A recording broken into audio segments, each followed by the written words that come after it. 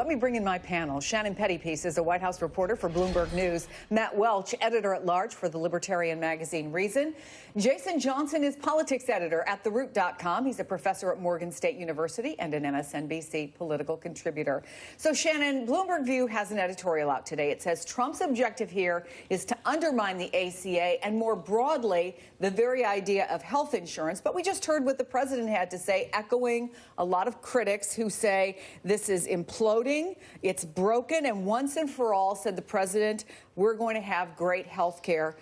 So what's the point of what Bloomberg is arguing? Well, that since day one of this administration, the president has systematically tried to destabilize this law. The president says it is imploding. Well, he has done everything he could in his power to cause that implosion by creating instability in the insurance markets, by creating uncertainty, which caused some insurers to pull out, which caused them to hike premiums. Obamacare was certainly not a perfect system before this. There were problems. There were people struggling to pay for insurance, but rather than fixing those issues, he has only gone out of his way to destabilize it. The plan initially was to replace it with something else, but since they've been unable to do that, the president is continuing on this course with these actions that Kristen outlined of trying to weaken this law, and unfortunately, that's going to mean higher premiums in 2018 for a lot of people. Trump tweeted this morning, I want to go back to that. The Democrats' Obamacare is imploding. Massive subsidy payments to their pet insurance companies stopped. Dems should call me to fix. So I guess the question is this about massive payments, Jason, to insurance companies, or is this about low-income Americans? How do you view this? It's about neither. It's about Trump's spite. It's about the inability of the Republicans to come up with a plan. Look, they have had an opportunity to come up with ways to either fix or replace or repeal Obamacare, and they haven't been able to figure out how to do it. So, you know, the president doesn't care if poor people get thrown off. He doesn't care if it disrupts insurance markets, because for all of this, this is a political calculation. This is like, I can't fix my faucet, so no, I'm just not going to pay the water bill. Aha, that'll convince someone to finally fix the faucet for me. No, it doesn't work that way. It's your job to fix this. And unfortunately, he's abdicated any sense of governing or legislation in favor of political spite. What do you think the libertarian view of this is? From, you know, that's your bailiwick here, Matt. I mean, would you rather see the government get out of paying insurance companies? I mean, we heard the president essentially arguing that this is a better way. We know what people, for example, like Rand Paul, think about Obamacare. What say you? The subsidy, which is to insurance companies here, was declared illegal by a judge. So if you are interested in executive power overreach, because this is a case where President Obama tried to act as an appropriator, which presidents cannot do. That's what the judge found. And so the proper response in that case from the Trump administration, he could have ended this when he swore the oath of office, and should have if rule of law was the primary consideration. But the primary consideration, the through line of all these stories, including Iran, including DACA, all of this stuff is negotiation. You can see it in his tweet. He said, come now, time to make a deal here. Iran, let's go make a deal with Congress. DACA is all, let's make a deal so I can get a border fence. He thinks he's going to use these things, which should be principled rule of law arguments, as negotiating chips for his so-called great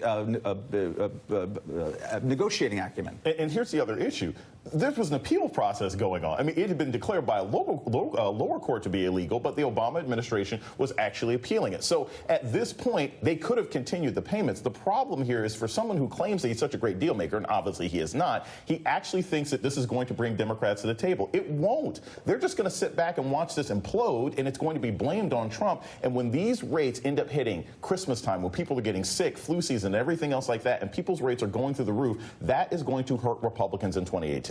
Ileana Ross-Layton, a Republican from Florida, tweeted this yesterday. Cutting health care subsidies will mean more uninsured in my district. POTUS promised more access, affordable coverage. This does the opposite.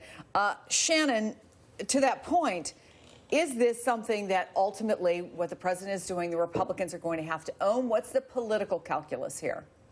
They absolutely own health care now. The road has run out of blaming Obama. Now this is their law. They own it. They are the ones who are making these changes to it that they say will stabilize the market, which health insurers say it will not. So what's the political calculus? Well, in 2018, it's going to fall on the members of Congress, every member of the House of Representatives who's up for re-election, and a number of senators.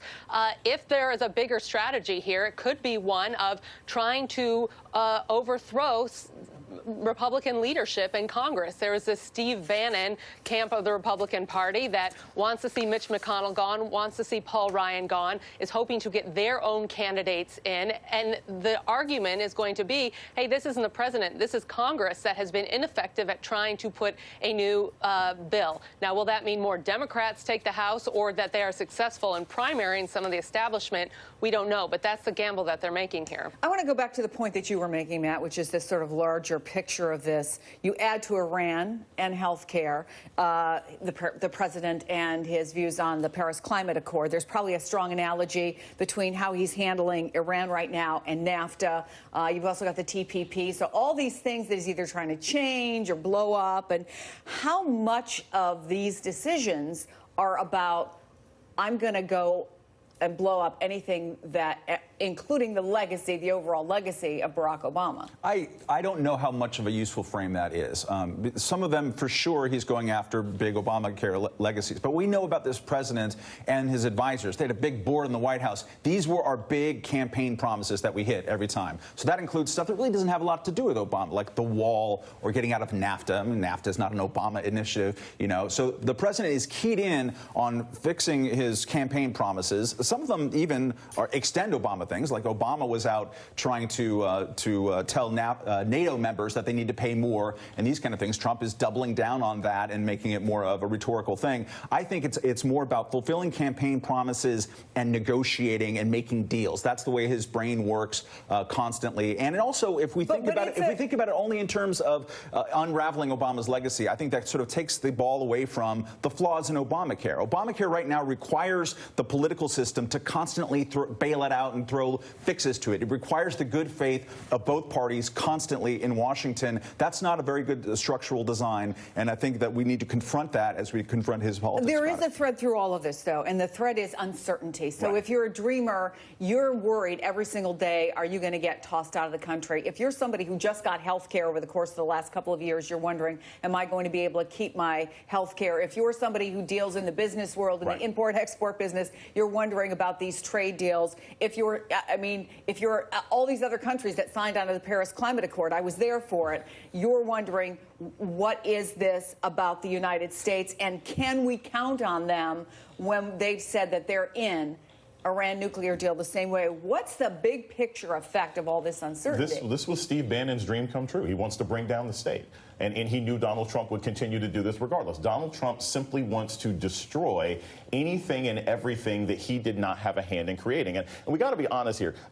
To a certain extent, yes, it's not entirely about destroying everything Obama did, but it also is. Because if you look at, remember, this is a president who's still obsessive about the electoral college and how he won and Obama going after him. He wants to destroy Obama's legacy. Because to be honest, with control of every single branch of government, the Republicans have an opportunity to come up with better plans. They have a better deal they could have proposed for Iran. They have better deals that they could have come up for the Affordable Care Act, but they don't have one. So at this point, it's just about destruction. They're going to try and figure out the rebuilding later, and that's not good governance, and it destabilizes everything, not just the economy, but even our allies. One thing we do know for sure, because he said it, is he feels he doesn't get enough credit for what he thinks that he has accomplished so far as president. Jason, Matt, good to see you on this Friday. Thank you, Shannon, as always. Good talking to you.